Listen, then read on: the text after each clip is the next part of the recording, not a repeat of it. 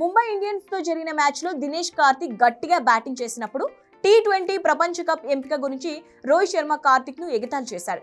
ఈ విషయాన్ని కార్తిక్ సీరియస్ గా తీసుకున్నట్టున్నాడు. సన్ రైజర్స్ హైదరాబాద్ తో జరిగిన మ్యాచ్ లో 35 బంతులు 83 పరుగులతో రెచ్చిపోయాడు. ఈ ఇన్నింగ్స్ టీమిండియా అభిమానులను సంతోషపెట్టి ఉండవచ్చు. అదే సమయంలో T20 ప్రపంచ కప్ కోసం రేసులో ఉన్న కొంతమంది ఆటగాళ్లకు డేంజర్ బెల్స్ మోగినట్లే.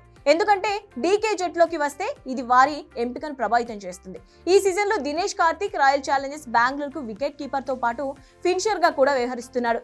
డెత్ ఓవర్ లో కార్తిక్ ఆటతీరుతో రిషబ్ పంత్, సంజు శాంసన్, కేఎల్ రాహుల్, ఇషాన్ కిషన్, రింకు సింగ్, శివం దుబే స్థానాలకు డేంజర్ బెల్స్ మోగినట్లని క్రికెట్ నిపుణులు అభిప్రాయపడుతున్నారు. కార్తిక్ కి స్థానం కల్పిస్తే ఎటూ తిరిగి రింకు సింగ్, శివం దుబేల స్థానాలకు ఎసరు పడినట్టే. పైగా వీరిద్దరికి ప్రపంచ కప్ వంటి పెద్ద ఈవెంట్లలో ఆడిన అనుభవం లేదు. కాబట్టి ఇంకొక గుర్తుండిపోయే ఇన్నింగ్స్ ఆడితే గనక T20 వరల్డ్ కప్ లో దినేష్ కార్తిక్ స్థానానికి డోకా ఉండదనే విషయాన్ని తేటతెల్లమైపోతుంది.